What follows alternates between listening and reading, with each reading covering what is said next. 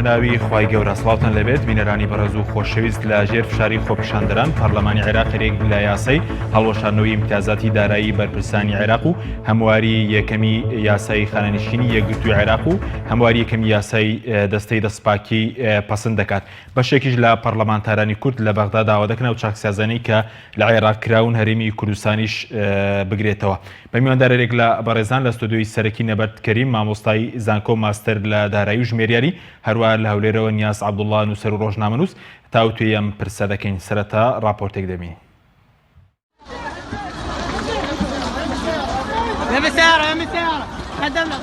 لەژێر فشاری خۆپیشاندەران پەرلەمانی عێراق چەند یاسایەکی گرنگ بۆ چاکسازی پەسەند دەکەن. پەرلەمانتارانی کوردیش لە بەغدا داوا دەکەن و چاکسازیانە هەرێمی کوردستانیش بگرێتەوە. پەرلەمانی عێراق هەریەک لە یاسای هەڵوەشاندنەوەی امتیازاتی دارایی بەرپرسانی عێراق و هەمواری یەکەمی یاسای دەستپاکی و بەدەستهێنانی داهاتی ناشەرعی و هەمواری یەکەمی یاسای خانەنشینی یەکگرتووی عێراقی پەسەند کرد.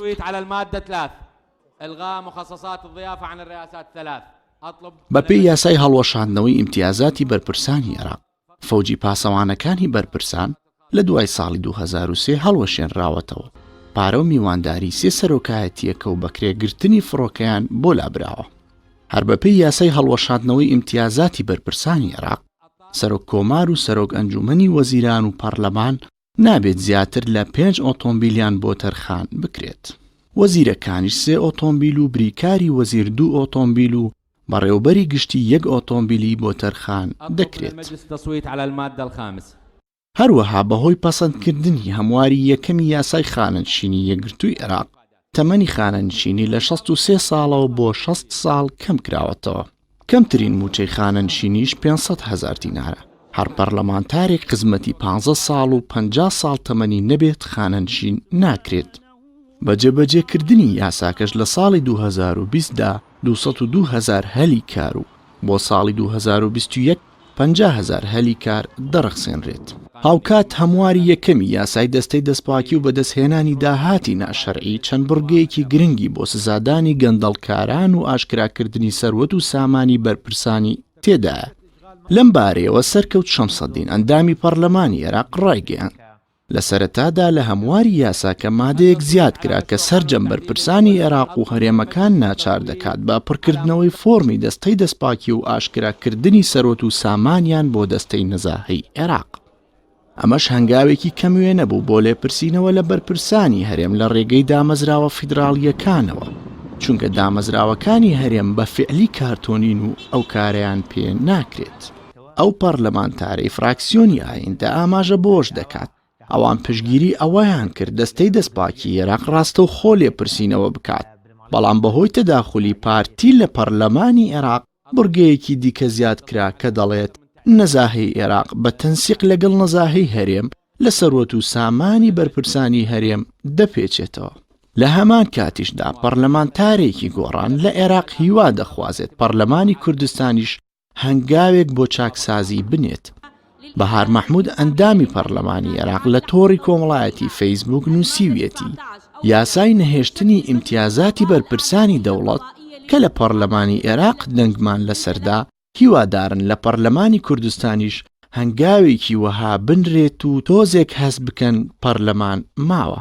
لەلایەکی ترەوە پەرلەمانتارێکی یەکێتیش داوا دەکات یاسای هەمواری یاسای خانەنشینی یەکگرتووی عێراق یاسای نەهێشتنی امتیازاتی بەرپرسان لە هەرێمی کوردستانیش کاری پێ بکرێت. بڵێسە جەبار ئەندامی پەرلەمانی عێراق لە ڕاگەیاندراوێکدا باس لەوە دەکات لە هەرێم لاوان بەدەست بێ ئیشی و کەم دەرامەتیەوە دەناڵێنن کەمی سوتەمەنی و خزمەت گوزاری هاو دۆخە لەگەڵ عێراق، نەبوونی شەفافیەت و گەندەڵی هاوشێوەی پارێزگاکانی ناوەڕاست و باشوورە. ئەو پەرلەمانتارە ئاماژە بۆش دەکات کەمکردنەوەی موچەی پلە باڵاکان و نەهێشتنی دەرماڵە، کەمکردنەوەی ژمارەی ئۆتۆمبیلی سەرۆکایەتیەکان و نەهێشتنی بەکرێگرتنی فڕۆکە تایبەت بۆ سەرۆکایەتیەکان، نەهێشتنی خانەنشینی پەرلەمانتاران و زۆرێکی تر لەو جۆرە بڕیارانە پێویستە لە پەرلەمانی کوردستانیش کاری لەسەر بکرێت. ڕەتڵە ئۆتۆمبیلی سەرۆکایەتی وەزیرەکان لە وڵاتێکی هەژاری وەک ئێمە بێجگە لە دیاردەیەکی قێزەون هیچی تر نییە. چاکسازیەکانی پەرلەمانی عێراق لە ژێر فشاری خۆپیشاندەران لە کاتێکدایە خولی پێنجەمی پەرلەمانی کوردستان دوای زیاتر لە ساڵێک لە دەست بەکاربوون هیچ یاسایەکی بۆ چاکسازی و بەرەنگاربوونەوەی گەندەڵی دەرنەکردووە. کابینەی نوێش دوای زیاتر لە 4 مانگ لە دەست بەکاربوون هەنگاوێکی کردداری بۆ ڕوبەڕووبوونەوەی گەندەڵی نەناوە. ئێستاش نەیتوانیوە پرۆژەی چاکسازی بۆ پەرلەمان بنێرێت.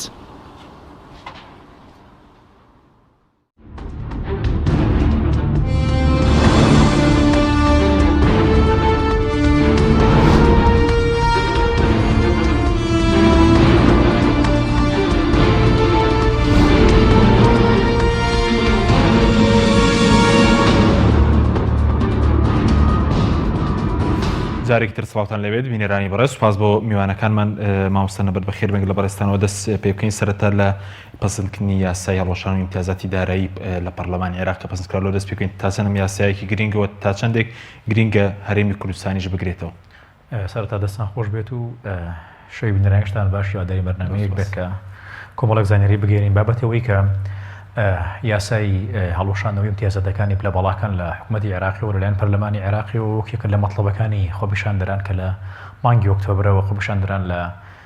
مەیدانی ئازادی بەغداد و تەواوی ناوچەکانی تری خوار و عێراق دەستیان پێ کردووە. ئەو هەنگاوانەی کە پەرلەمانی عێراق گرتوێتە بەر کۆمەڵێک هەنگاون کە سەرنجام خۆی لەو داواکاری بەشێک لەو داواکارانە بینێتەوە کە خۆپیشاندەران کردویانە سەبارەت بە گرنگیان ئەهمیەتی ئەم بابەتەی کە ئیمتیازاتی بەرپرسەکان و پلەبڵاکانی حکوومەتی عێراقی کەمەکرێتەوە خاڵێکی جەوهریە بۆی کە نەفەقاتی حکوومەتی عێراقی لەو خەرجیە زۆرەوە کەمەکاتەوە بۆ کەمترین نەفەقات بۆ چونکە بودجەی بۆ نەفەقاتی تەشغیلی موازنەی تەشغیلی کە لە پەرلەمانی عێراقا هەموو ساڵێک تەزدیقەکرێت نزیکەی لە سا 7 بۆ یان بۆ لە سا 8 بۆ موازنەی تەشغیلی دانراوە بۆ کەرتی موچە و قتاعی موچە و باقی خەرجەکانی تری حکوومەت. بەشێکی زۆری لەم خرجیانە بەر سلکی موچە یان بۆ نەتوێژی موچەخۆرانەکەوە ناو موچەخۆرانیشا زۆرترین موچە بەر پلە باڵاکانەکەوە لە کاتێکدا ئەمە کە زۆر جگەلەوەی کە ئەم پلە باڵایانە زۆرترین امتیازاتیان هەیە بەڵام کەمترین وەزیفە و کەمترین ئەرکیانەیە بۆیە مەطلبێکی ڕێیسی خۆپیشاندەران ئەوە بووە لای کەمی بتوانن کە ئەو جیاوازیە زۆرە ڕێژەیە داراییە کەمتر بکەن لە نێوان پلە باڵاکانەوە موچەخۆرێکی ئاستێکی مامناوەندەوە یان خواردرا. سەبارەت بۆی کە ئایا حکوومەتی هەرێمی کوردستان بگرێتەوە من بڕوام وانەیە بۆ حکوومەتی هەرێمی کوردستان لەم قەرارانەتانە زۆرترین پشت بە حکوومەتی عێراقی بەستی. حکوومەتی هەرێمی کوردستان لە ساڵانی ڕابردووە بەتایبەتی لە ساڵی 2005 بەدەوە تا وەکوی ئێستا تەواوی خاڵانەی بە وەرگرتو و لەسەر هەرێمی کوردستان تطبیقی کردووە کە کاتێک کە نرخ زیادەکریان بۆ کۆمەڵێک باج و ڕسوما زیادەکرێت بەڵام بگاتەوەی کە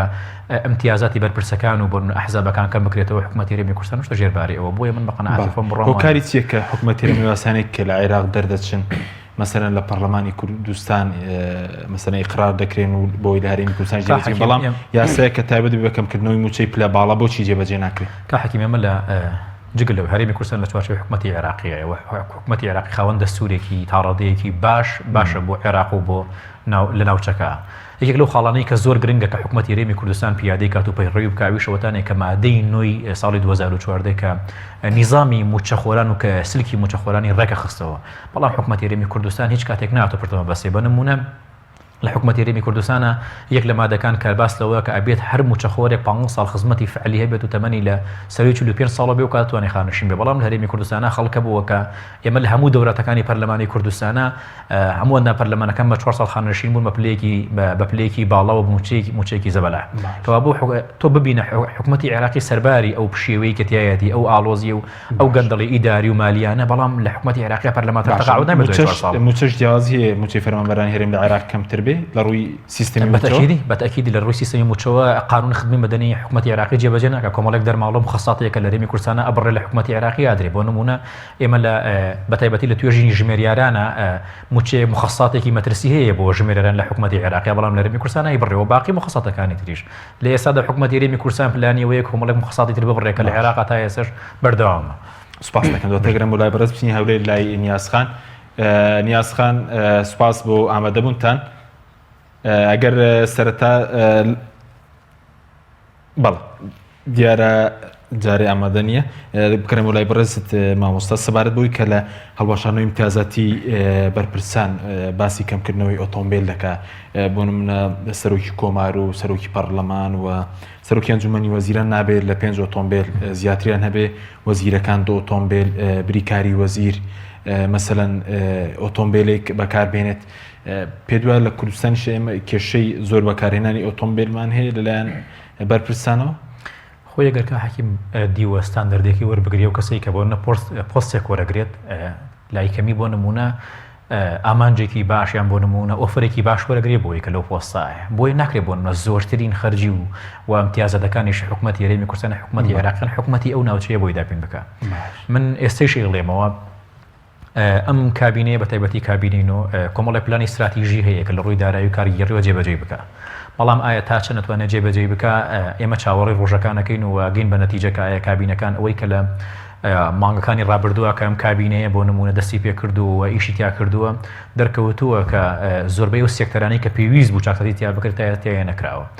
ئەو بەکارهێنانی ئۆتۆمبیل و بەکارهێنانی بۆ نمونە کۆمەڵێک مخەساتی تایبەت بۆ هەندێک لە باڵا و بەرپرسە کە تاوەکو ئێستا حکومەتی هەرێمی کوردستان سەرباری ئەو قێرەنەداریایی کە هەیەتی نەیتوانێت بیبڕێت دەرەنجام مەگەین بەو قەناعەتی کە وی لە عێراقا گوزەری و ڕوئەیە و ئەگەری هەیە لە عێراقا ڕووبا لە هەرێمی کوردستان ئەگەرەکە زەعیفترەوە لاواسترە بۆ چونکە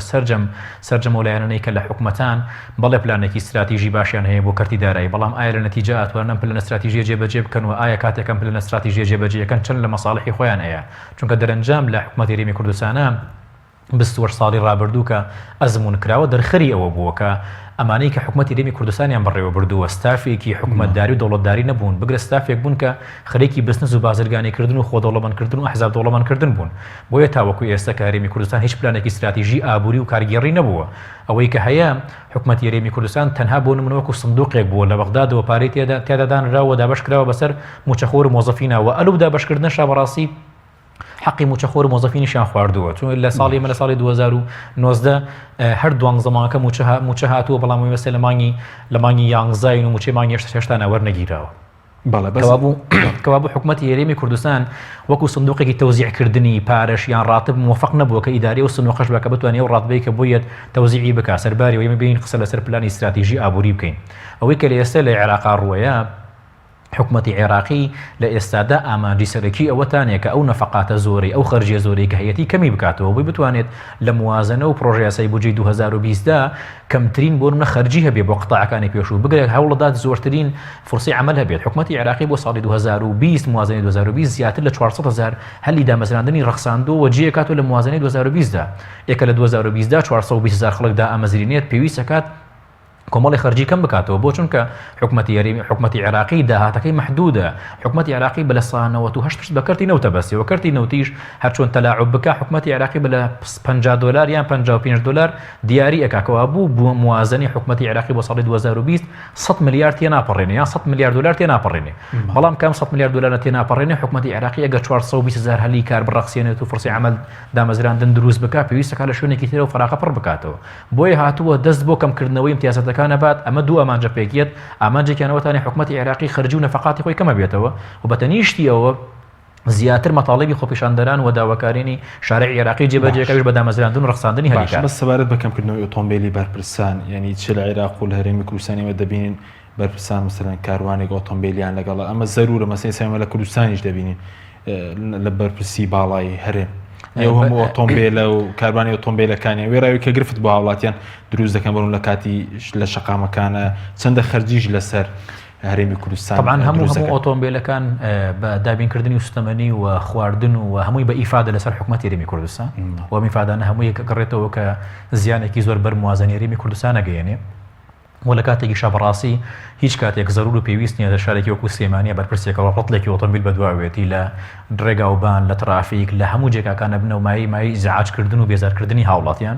کەوا بوو ئەمە بڕیارێکی زۆر گرنگ و جەریئانەیە کە ئەگەر حکومەتی عێراقی پەیڕێوی بکات و حکومەتی هەرێمی کوردستان بتوانێت ئەو بڕێنە جێبەجێ بکە بۆی لای کەمی هیچ نوێ بە هەمان شێوەکو ئاماژەمان پێی کرد ئەو موازنەی کە تەرخان کراوە بۆ کەرتی موچە لای کەمی بەشێکی کەمتر بکرێتەوە موازنەی تەشغیل هەرێمی کوردستانیش بە هەمان شێوە بەس بە تایبەت کە باز دەکەن ئاسایش سەقامگیرە ینی بەرپرسانیانی پێت بە ئەو پاسەوەشێک کە بڵێن مەسەرەن دۆخەکە ناسەقام گیرە دەبێت ئۆتۆمبیلی زۆریان لە دواوە بێت پاسەوانی زۆریان لەگەڵ بێت ئەزانانی کە حاکیمەمە ڕێک پێچەوانی ئەو شیعرانەیە کە خۆیان بڵاوەکەنەوە ئەوان زۆر ینی لە هەرێمی کوردستانە خاڵێکی شانەزی کە بەرپرسان بکەوێ شتەوەتانێک کاڵێن هەرێمی کوردستان ئارام و ئەمنیەتێک و ئاسایشێکی باشی و بەرقەرارە دروستە دەستیان خۆش بێت و دەستی ئاسایش و باقی لە نەکانێتە دەست خۆش بێ بەڵام بوونی ئەم ڕەت لە ئۆتۆمبیلەنە دەرلێت لەوەیە کاکە لە هەرێمی کوردستانە بە تایبەتی بە بەرپرسەکان لە ناو خودی ئەحزابەکانەوە خۆیانە هیچ کاتێک ئەمنیەت و ئاسایش و متمانەیەک بوونی نییە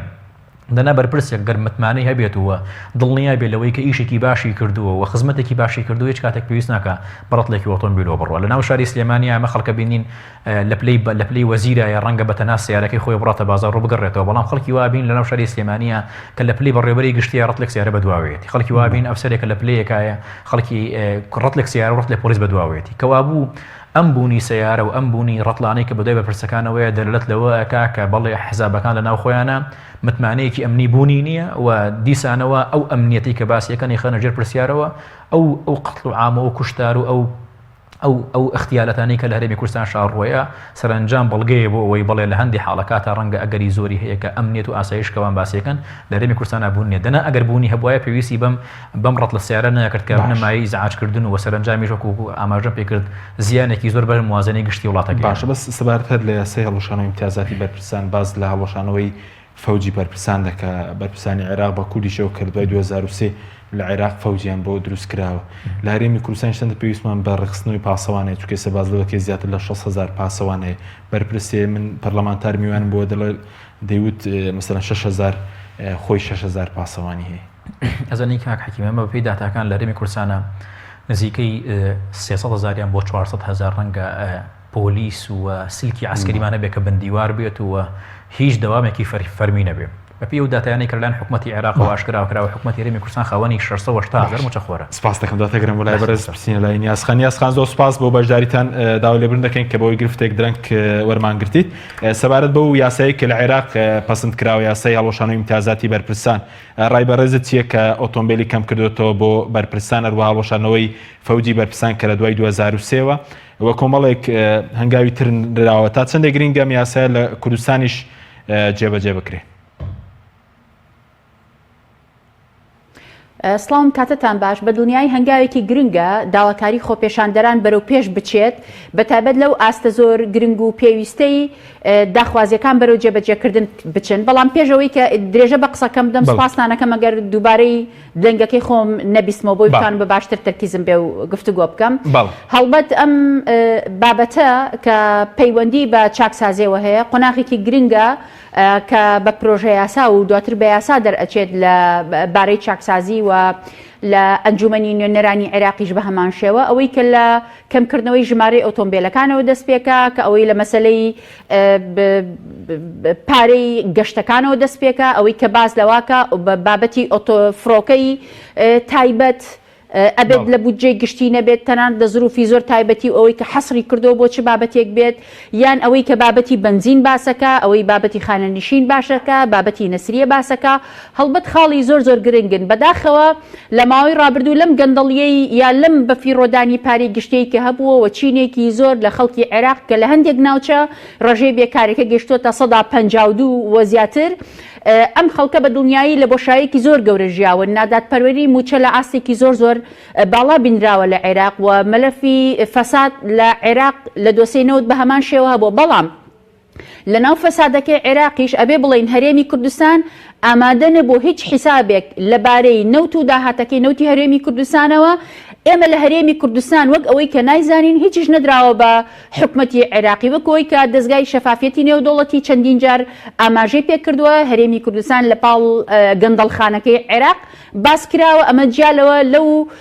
ڕێکخراوە نێودەوڵەتیانەی کە پەیوەنددارن بە شەفافەتی نەوتەوە بە هەمان شێوە بۆمان دەرئەکەوێ کە تا ئێساش هەرێمی کوردستان هیچ راپۆرتێکی ڕادستی حکومەتی عێراق نەکردەوە واتە وەک ئەوەی کە لە عێراق گەندەڵیەکی لە ڕاددەبەدەر و گەورە و نەبوونی خزمەتگوزاری گەندەڵی هەیە لە هەرێمی کوردستانیش ئەمە بە شێوازێکی تر هەیە بەڵام بابەتەکە لە جیاوازی ساڵە بۆ نمونە ئەگەر حکومەتی عێراق لە دوای ڕوخانی ڕژەمی بەعسەوە بۆم گرنگە ئەوە باسکەم کاک حەکیم گیان ئەگەر ساڵانێکی کەمی لەژێر دەست بوو بێت بۆ چاکسازی و بۆ بنیادنانی ئەو دەوڵەتە خۆ ئێمە لە هەرێمی کوردستان 28 ساڵمان لەژێر دەست بووە ئێمە لە هەرێمی کوردستان چیمان کردو بۆیە خەڵکی هەرێمی کوردستانیش وەگەوەی کە ئێستا خەڵکی عێراق بانگەشەی ئەکاد و داوای ئەکات لەسەر شەقام و ساڵانی پێشتریش داوای کردو خەڵکی هەرێمی کوردستانیش چەندین جار لە چەندین بۆنە ڕژاوەتە سەر شەقام هەر لە دەرەنجامی ئەو گەندەڵیە زیاتر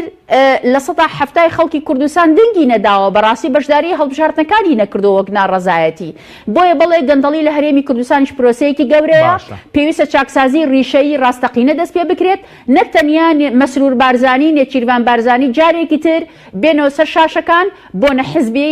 دام و دەستگا حزبەکانی خۆیان بقۆزنەوە لە زانکۆکان بۆی گوتاری چاکسازی و وانەی چاکسازی بگوازنەوە بۆ خەڵک بەڵام بەکردار ئەویان نەکردو ئێستا من ئەمڕۆ گوێم لە سەرۆکی حکوومەت بوو لە دۆ گوتی گەندەڵیان وەستاندووە سەرۆکی هەرێم باسی لەوە کە داوان یارمەتی ئامادەن یارمەتی عێراق بدەن بۆی کە لەم دۆخی کە تێکەوتووە ڕزگاری بێت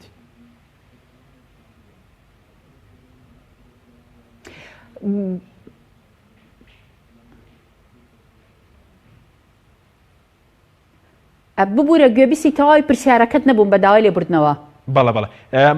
بەڕێزت باس لەوە دەکەیت کە بەگوتار باز لە ڕوبەڕووبوونەوەی گەندەڵی دەکرێت بەڵام ئەمڕۆ سەرۆکی حکوومەت لە دووەک باسی لەوە کرد کە گەندەڵیان وەستاندووە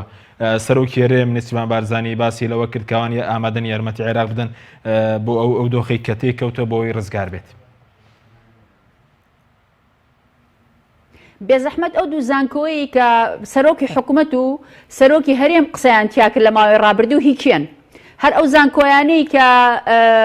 چ زانکۆی کوردستان چ زانکۆی ئەمریکی لە دهۆک کێ خاوەندارێتیانەکە هەر لەو شوێنانی کە لێن جێگەی پرسیاری گەورە هەیە لە خاوەندارێتیکردنی ئەمانە بۆشمان ئەسەلمێ کە چاکسازی بە شێوەیەکی ڕاستەقینە دەستی پێ نەکردو لە گوتارەکەی ئەمڕۆی مەسرور بارزانی دەرەکەوێ ئەو هەموو هێز و تینی خۆی لە بابەتی چاکسازی لە دەوامی فەرمانبەرانەوە دەست پێ کردو باشە مدیری مەکتەبێکیش ئەتوانێ زەبتی دەوام بکە مدیری مەسبەحێکیش ئەتوانێ ئەوە بکە بۆیە ئەمە بابەتە هەرە سەرەکیەکە نیە وەگەوەی کە بابەتی گەندەڵی ببەستێتەوە بە بابەتی فەرمانبەر بەڵێ ڕاستە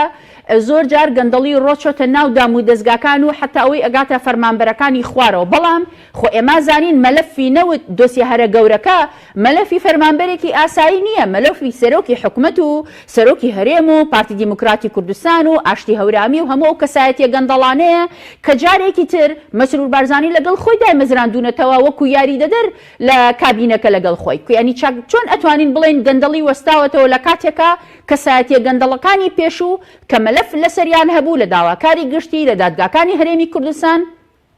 کە پێش ئەوەی ئەمانە بکرێن بە یاری دەدەر مەلەفەکانیان داخرا لە دادگاکان ئەسە دەسەر ڕاستی ناوبراون چۆن بتوانین بڵێن ڕوخسارە گەندەڵە هەرە دیارەکان کە بە تەنیشت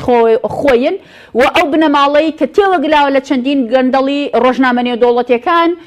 بۆ نمونە وێبسایتە ئەمریکیەکان لە چەند ڕۆژی ڕابردوو ڕایانگەیان کە مەسرور بارزانی بۆ خۆی و بنەماڵەی بارزانی بە بڕی 47 ملیۆن دلار دوو ڤێلایان هەیە لە کالیفۆرنیا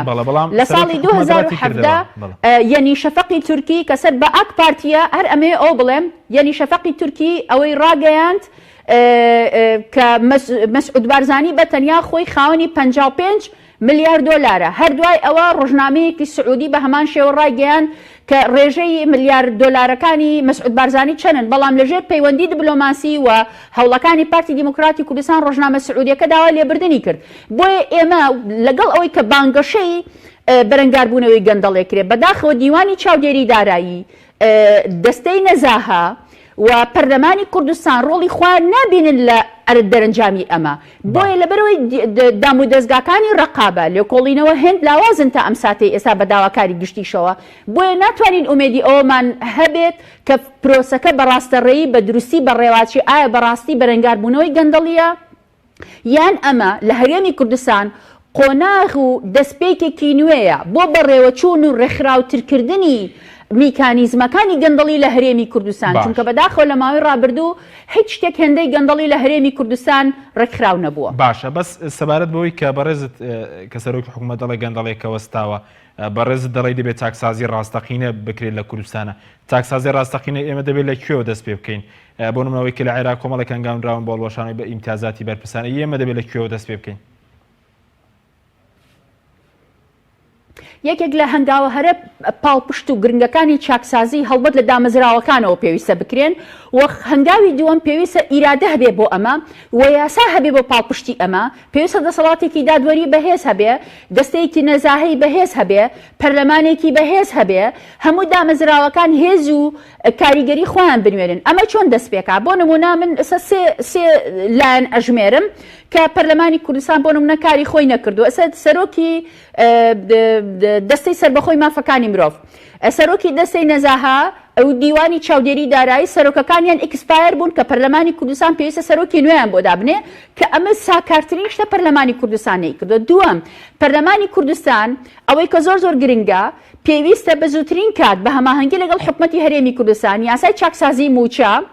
و خانەنشینی هەموار بکاتەوە بە جۆرێک کە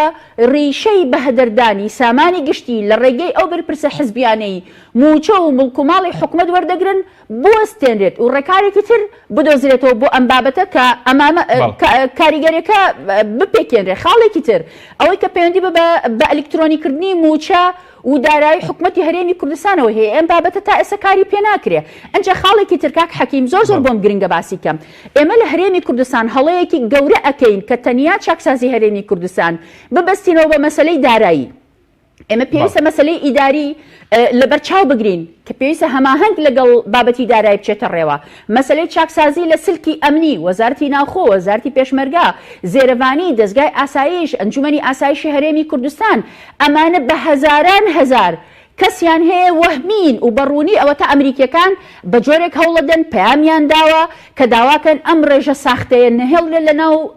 یەکەی پێشمەرگە وەزارەتی ناوخۆ و ئەو دزەزە بەلاحانەی کەلەوێوە ببورن وشەی دز بەکارێنن بەڵام وشەیەکی لەوە شایستەتر نییە بۆ ئەوان ئەوانەی کە لە ڕێگەی تەندەرەوە لە ڕێگەی کۆمپانیاکانەوە ئەو هەموو پارەیان خواردەوە هەوڵیان دا پارە سپی بکەنەوە لە هەرێمی کوردستان. هەرجێ گوبانە خاڵێکی تر ئەو قەرزانەی هەرێمی کوردستان لە ماوەی ڕابردوو وەریگرتووە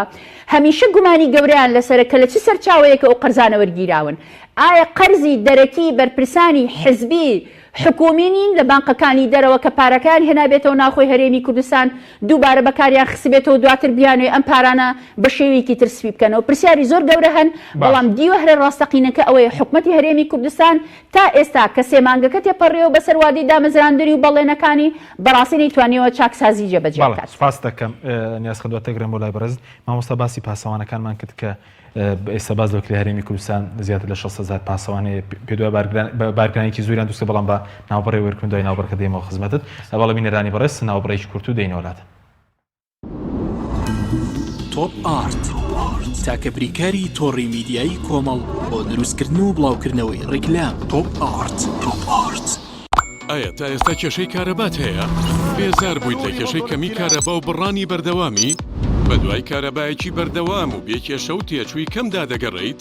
ئەوە فانسی پاوەر سەرجەمە و کێشانەی بۆ چارەسەر کردویت بە دانانی سیستەمی سۆلار و وەرگرتنی وزە لە خۆرەوە بە بەکارهێنانی باشترین مەوادی ستانداردی جیهانی کە سەرجەمیان گرنگی چەندین ساڵیان لەگەڵدایە. بە سەرپەرشتی ئەندازیار و ستافی شارەزا و بازمون کارەکان جێبەجێ دەکرێن. ئەم سیستەمە دوورە لە تێکچوون و هیچ تێچوویەکی ڕۆژانەی نییە. هەروەها بە دۆستی ژینگە ناسراوە و ژینگە لە پیسبوون دەپارێزێت. فانسی پاوەر بۆ داهاتوویەکی ڕووناکتر. ناونیشان سلێمانی شەقامی مامۆستایان نزیک شەقامی قەنات تەلاری جاسەنا 0 153 85 85. چی بخوازێ ئارەزووتان لارچی بێ برنجیمانیا بەدەستم بە ئاسانی دروستە بێ کاتێ هەموو شێت تاو بوو خۆشترینیان دێتە سەرمێت تەموو چێژی برنجیمانیا یەکتری داگرن ئامێ لە ڕۆژی لەدایک بوون تا تۆ شایستەی جوانترینی ئەمەوێ هەموو دڵخۆش بن تۆ شێش لە ژیان ببینی برنجیمانیا هێزی خوانە شایستەی ماڵ و میوانە برنجی 11 هندی و 11 پاکستانی مانیا بە تام و چێژ و ناوازە و تەنیا تاکە برنجە لە هەموو ئەوروپا بەکاردێنرێت. ئەم کوڕانەوی چالاکە حەزی لە چپسێکی چاکە بۆیانینی لای تاکە زۆر تەندروستە و زۆر پاکە. ئەم چەشناوی پاریە حەزی لە چپسێنی نییە مینی تامی سروشتیە هیچ چپسێک وەک ئەو نییە. هەژوانیش کوڕێکی جوانە حەزی لە ئاهەنگێرانە لە یادی لەدایک بوونەکەی چپسی نینی بوو هەڵبژار دەکەی. نینی هاوڕێی مناڵانە تامی خۆشە و بێزیانە بۆن و ڕەنگی هەمە جۆرە شێوە و قەپارەی زۆرە. بشاری نینی تامێکی لە یاد نەکراو.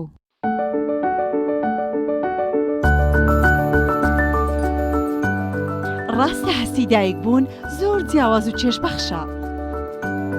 بەڵام بەرپرسیارەتێکی قۆرسیشە. ئەرچی دایک پاراستنی تەندروستی و گەشەکردنی منداڵەکەیەتی. باشترین خۆراک بۆ منداڵەکەی شیری دایکە بەڵام لەبەر هەر هۆکارێک دایک نەتوانێت لە شیری خۆی بە منداڵەکەی بدات باشترین جێگرەوە کۆنفیلاکە.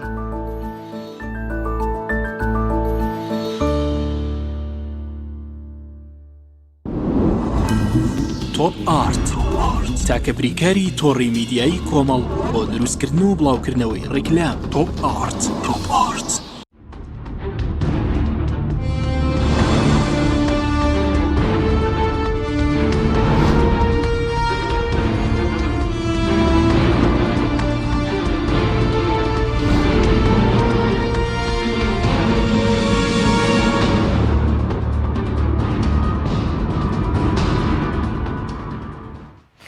جارێک سڵاوتان لەبێت بینەرانی بڕێز مامۆستا باسی پاسەوانەکانمان کرد لە کوردستان چەندە بارگرانیان دروست کردووە. طبعا کاک حەکیم لە مەسائلی پاسەوان و بەتایبەتی لە سلکی عسکەریە من زۆربەی کات باسم لەوە کردووە. بەڵێ ئێمە ڕێز و تەقدیر بۆ تەواوی ئەو چەکدارانە و پێشمەرگانی کە سنگی خۆیان خەنە بەرگولەکانی دوژمن و یان بۆ نمونە ئەو هێرشە تیر و ئیرهابیانە ئەوە بەڵام ئەوان جیاواز نین لە پاسەوانی بەرپرسەکان مایەی تەقدیرن. مەبەستمەوەتانێ ئێمە دروست لە ساڵی 2014 کە هەرێمی کوردستان ڕوبەڕووی جەنگی داعش بوویەوە بەتەنیشتیەوە کە پێشمەرگەیەک لە سەنگەرەکان خەریکی شەڕکردن بوو بێەوەی کە دوو مانگ جارێ 500,000 یان 400,000 موچەکەی وەرەگرت بەڵام دەیان و هەزاران پێشمەرگەی تریشە بوون و لە پاسەوانی بەرپرسەکان بوو لە ناو باخ و ڤلاکانە موچەکانیان وەرەگرت و ئەمە جگەلەوەی کە بارگرانیەکن لە ڕووی داراییەوە بارگرانیەکن لە ڕووی تەسلیح و تەجهیزیشەوە. چونکە سەرنجام ڕەنگە باشترین جۆرەکانی چەک و تەدریبەکان بڕا بۆ ئەوانەی کە بەندیوار و پاسەوانی بەرپرسەکانن. چونکە وەکو وتم لە پێش و تریشە باسمان کرد پێشناو بڕەکە ئەماندەوانەی خەمی پاراستنی خۆیان و مانەوەی خۆیان و مناڵ و خێزانەکانیان نێوەندە خەمی پاراستن و مانەوەی هەرێمی کوردستان و کیانی هەرێمی کوردستان و ئەو ئایدیا و ئەو ناوچەیەی کە هەرێمی کوردستان چەندین ساڵە بۆیە جەنگێت خەمی ئەویان نەبێ. ئەگەر بە ڕوانگەدارایەکەی سیری بکەی بڵێ بە تەئکیدی گەورەترین بارگرانی لەسەر بودجەی هەرێمی کوردستان ئەو بندیوارانن و ئەو ڕێژە زۆرەی کە بە ناوی پێشمەرگە و بە ناوی پۆلیس و بە ناوی ئاسایشەوە لە بودجەی زەبەلاحی هەرێمی کوردستان ئابن و تۆ بیرت بێ بەڕاستی زۆربەی و دەستگایانی کە لە هەرێمی کوردستان بوونی هەیە کە بودجەیەکی زەبەلاح لە موازنەی هەرێمی کوردستان ئابن تەنها بۆ تەسفیەکردنی حساب و بۆ ڕەنگە بۆ کوشتنی ڕۆژنامەنووس و بۆ ئیهانەکردنی ئەوانەی کە قسە ئەکەن لە تعدا لە مامۆسای جامیعە بکرێت لە خوێندکار بکرێت. ئێمە ئەنفالی خوێندکارانی زانکۆمان بیرە ئەومان بیرە کە تعدا لە مامۆسای زانکۆ کردو ئەومان بیرە کە ڕۆژنامەنووسە کوژنەمان هەمووی پێ کوشتوێتی تەواوی ئەوانە کوشتیانن بوونە بارگرانیش بۆ پێشمەرگەی ڕاستەقینەوە. من بەتەکیدی پێت دەڵێم پێشمەرگەیە کە لە سەنگەرەکانە خەریکی جەنگە ئەو موچەیە وەرەگرێت ئەو لە ماڵۆ دانیشتووە هەمان موچە وەرەگری و لە ڕووی تەسلیح و تەجهیزشەوە لەو باشترین امتیازاتی هەیە بەڕاستی بۆ خۆی ئەمە جگە لە بارگرانیە مادیەکە بارگرانی معنویەکەشی هەیە. باش ئەمڕۆ بڵین پەرلەمانی عێراق بڵین دوێنێ یاسای دەستەی سپاکیشی هەموار کردەوە. ئێمە چی لە کوردستان چ لە عێراق دەستەی سپاکی توانیوە تێنگاو بنێ بۆ ڕوبەڕووبوونەوەی گەندەڵی و کەمکردنەوەی ئەو خەرجانەی کە لەسەر حکوومەت هەیە. طبعاً کە حەکیم من و تۆ هەر لەم بەرنامە لە ماوەکانی پێشەوە باسمان ئیشکردن و نیزامی ئیشکردنی دەستی دەستپاکی کردو هەر بە خودی کۆنگرەی ڕۆژنامی سەرۆکی دەستی دەستپاکیەکە باس لەوەکە کە دەیان و هەزاران مەلەفی گەندەڵی هەیە باسی لەوە بەڵێ مەسم بە هەرێمی کوردستانە باسی لەوە کرد کە سەرۆکی دەستی دەستپاکی باسی لەوە کرد کە بە دەیان هەزار پلە وەزیفی دەستکاری کراوە و گۆڕانکاری لەسەر سێ پلە وەزیفەکان هاتووە کە دەستی دەستپاکی هەرێمی کوردستان معلوماتی لێ و داتای لێ بەڵام هیچ کاتێک نڕۆشتە باری جێبەجێکردنەوە وەکو نیازخان باسی کرد خودی ئەم دەستانە سەرۆکانیان ئەکسپایر بووە سەرۆکانیان کاتیان بەسەر چووە بەڕاستی ئەگەر بیانوێ هەرێمی کوردستان نیەتی چاکسازی هەبێ بەر لە هەموو شتێک بڕۆ لێ پێچینە لەوانە بکە کە مودەکانیان ئەکسپایر بۆتە و بوونە بارگرانەیەک بۆەوەی کە پرۆسەکە وەکو خۆی بڕاتە پێشەوە من بە قەناعەتی من 8 کابینی ڕابردوو ئەگەرم کابینێت تا ئێسەی مەسەرداوێکی وامان لەبەرچاو نییە هەرچەنە بۆ بەشێکی زۆریوانەی کە لەم کابینەیان سەوابقێکیان ئەزمونێکیان هەبێ پێشتر و معلوماتمان لەسەریان هەیە بەڵام 8 کابینەی ڕابردوو گەورەترین بارگرانیە بۆ ئەم کابینەکە ئەگەر بێ پلانێک جێبەجێ بکات چونکە سەرباریەوەی کە لایەنی ئەمنی و لایەنی دارایی سەقەت بۆ لە 8 کابینەکەی ڕابردووە قەرزێکی زۆر و سیستەمێکی ئیداری فاشیلیان جێهێشتۆ بۆ ئەم کابینەیە بۆیە ئەوانی کە لەم کابینەیە بەشداریان کردووە کە هەڵگری ئاڵای چاکسازی و بەرەنگاربوونەوەی گەندەڵین بەڕاستی من لەو قەناعەتە نیم کە بتوان بۆ نمونە ئەو جەنگە ببەنەوە چونکە خودی ئەوانەی کە هەڵگری و ئاڵایان خودی ئەوانی خەڵگری و شیعارن ئەگەر بڕوات لێپرسینەوەیان لێ بکرێت داوای ئەستۆپاکیان لێ بکرێت خۆیان لە مەلەفی گەندەڵی تێوەگلاون دەرناچن بە تەئکیدی دەرناچن چونکە بۆ نمونە ئەوانەی کە لە پلە باڵاکانن کە لە ئێستادا خەی ئیداری ئەم حکومەتە ئەیەن لە کۆمەڵێک کەیسی گەندەڵی و ئیداری و کوشتن و بڕین و برنە دەرەوەی پارە لە هەرێمی کوردستانە تێوەگلاون ئایا ئەمانە پێویستەکە بەر لە هەموو کەسێک محاسبەی خۆیان بکەن ئایا بەر لە هەموو کەسێک کە بێن محاسبەی بۆنە بەڕێوەبەری کە دائیرەیەک بکەن یان بەڕێوەبەریان سەرۆکی زانکۆیەک بکەن ئایا ناکرێت محاسبەی خۆیان بکەن لەوەی کە ئەمان ئەم داهاتیان لەکوێوە هێنا ناکرێت لە هەرێمی کوردستانەوە کۆمڕۆ پەرلەمانتارێک باسی ئەکات کە هەرێمی کوردستان ساڵانە لە موازنەی عێراق ئەگەر لە ساحەفەکەش باس بکەین نزیکەی 10 ملیاری بواتەوە بەڵام باس لەوە کرێت کە لە 2005 تاوەکوی ئێستا نزیکەی 330 ملیار پارەی دۆلاری ئەمریکی ڕۆشتە دەرەوەی وڵاتەوە لەلایەن هەرێمی کوردستانەوە من لە کاتێکدا ئەگەر ئەمە بێت و بەداتا حسابی بکەی ئەم 330 ملیارەکە حەکیم ڕێک بودجەی لە ساحەفدەی 33 ساڵ هەرێمی کوردستانەکە ئاخر ناکرێت تۆ لە ماوەی 10 ساڵی بودجا پارەی 33 ساڵ لەکوێ هێناوە ناردێنە دەرەوەی وڵاتت کردووە کەوا بوو ئەمانە ئەم ستافەی کە حکومەتی هەرێمی کوردستان بەڕێوەبا لە 4 ساڵی ڕابردووە و ئەو ستافەشی کە ئێستا کابینینەوە بەڕێوە بن بەشێکی زۆریان تێوەگلاون لەو ئەزمونە 24 ساڵیە من قەناعەتم بەوە نییە ئەمانە بتوانن گەندەڵی بنەبڕ بکەن ڕەنگە بۆ نمونە لە هەندێک خاڵی بچووکۆ دەست پێ بکەن بۆ نمونە سەرۆکی حکومەت بگاتەوە ئاسی بڵێ بۆ نمونە مۆزەفێکە بێت نیم سەعات داوامەکەی زیاد بکە بەڵام ئایا کێشەیەکمان نییە بۆ نمونە مۆزەف لە کاتی خۆیان داوامەکە بەڵام حەق و امتیازاتی مۆزەف ئەدرێت مۆزەف لە مانگی 11 داوامەکات و موچەی مانگی 7 وەرگرتووە تۆ بۆ نمونە ئەرکی سەرشانی مۆزەفێک زیاکەی بەرامبەر بۆ امتیازاتەکەشی زیاد بکە بەرامبەر بۆ موچە خۆرێک عفۆن پێشمەرگەیەک بۆ نمونە 400,000 موچە وەرەگرێ بەرامبەر بۆەکە وەزیفەکەی زیاد دەکەی موچەکەشی بۆ زیاد بکە سپاس دەکەم نیازخەم گەرم و لای بەرز دەمڕۆ پەرلەمانتارێک باسی لەوە کردبوو کە لە هەمواری یاسای دەستەی سوپاکی عێراق هەوڵێکەوە بۆەوەی کە دەستەی سوپاکی عێراق ڕاستەوە خۆ بتوانێت بەرپرسانی هەرێمیش لێکۆڵینەوە لە فۆرمی بڵین سەرۆت و سامانی بەرپرسانی هەرێم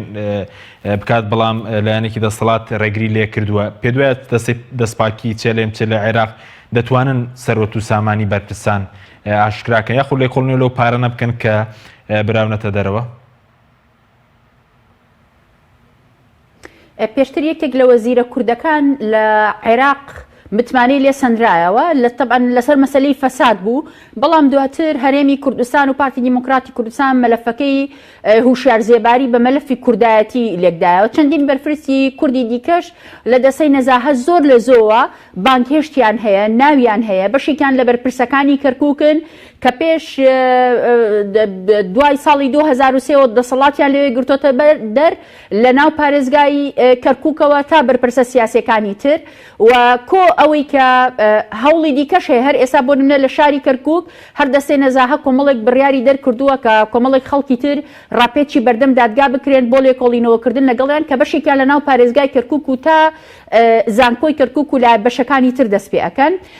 بەجددی لە ماوەی ساڵانی ڕابردووە هەوڵێک هەیە لە ئەنجومەنی نوێنەرانی عێراقۆ بۆ ئەوەی لێکۆڵینەوە بکرێ لەو سەرۆت و سامانەی کە بەرپرسانی هەرێم هەیەە لە دەرەوەی حکوومەتی هەرێمی کوردستان یعنی تۆ ببینە جکە لەوەی کە هەوڵێک هەیە لە ئێستا کە گرنگیش ئەمە بەرەو پێش بچێت دامودەزگاکانی عێراق لە ڕووی دیموکراسی حکومڕانیەکی پایەکانی دیموکراسی و شەفافیت لە عێراق بەهێز بن تا ئەوەی لێپێچینەوە لێرە بکرێت حکوومەتی هەرێمیش ئەگەر نیەتێکی هەبێ بۆ بابەتە و نەترسێ و ڕقەمەکانی ساغ بن ساف بن چ لە مەلەفی نەوت چ لە داهاتی نەوتی ناوخۆی هەرێمی کوردستان چ لە پارەی بەرپرسانی هەرێمی کوردستان ئێمە پرسیارەکەین حکوومەتی هەرێمی کوردستان بەرپرسانی حزبی دامودەزگاکان لە چی ئەترسن کە ئەوان دەستپاکن هێندە و بەرگری لە خۆیانەکەن بۆچی ئەم ژمارە نادەن بە خەڵکی هەرێمی کوردستان بۆچی نایدەن بە حکوومەتی عێراق خاڵێکی تر هەیە من گرنگە باسی کەم کاک حەکیم تا ئێستا کێشەکانی نێوان هەولێر و بەغدا بە هەڵواسراوی ماوەتەوە و هەرێمی کوردستان لە ڕابردوو ڕخنەی ئەوەی لە حکوومەتی عێراق گر کە حکوومەتی عێراق حکوومەتێکە هیچ بەهایەک بۆ داخوازی و بابەتی ناوخۆی هەرێمی کوردستان لە ڕووی ئابووریەوە دانانی و پرسی ئابووری وەکو سەرکوتکاری لە بەرامبەر هەرێمی کوردستان ڕفتار پێ ئەکات بەڵام تا ئێستا حکوومەتی هەرێم بە پێی بودجەی ساڵی 2009 کە ئەبوو 250,000 بەرمیل نەود ڕادەستکات تا ئێستا نەی کردووە کەواتە ئێستا خەریکە بڵێین بەداخەوە حکوومەتی عێراقی ئیتر لۆمەیەکی لەسەر نامێنێ ئەو حکوومەتی هەرێمی کوردستانە ئامادەی نییە هیچ دەست پێشخەریەکی ڕاستەقینەیی دامەزراوی لەگەڵ حکوومەتی عێراقی بکات لەبارەی نەوتەوەگەوەی کە لە خەڵکی هەرێمی کوردستانیشی ئەشارێتەوە حکوومەتی هەرێمە بە پێمان بڵێ بۆچی ئەم بابەت ئاشارێتەوە ئەی لە ئەگەری دانان و بەرەو پێشوری موازنەی ساڵی 2020 کە جێگەی ئەم موچەی هەرێمی کوردستان نەکرایە حکوومەتی هەرێمی کوردستان خاڵی جێگرەوەی چیە لە کاتێکە بەپێی زانیاریەکان حکوومەتی هەرێمی کوردستان 400,000 بەرمیل نەوت زیاتر هەناردە ئەکات جگە لەو تەنکەرەی کە بەهۆیەوە نەوتی هەرێمی کوردستان ڕادەز ئەکرێ ئەمە جگە لەوەی لە داهاتی ناوخۆیی هەر وەزارەتی ناوخۆ ئەو مامەڵی لە هاوڵاتیان نەکرێت لە ڕێگەی لێسەندنی باچەوە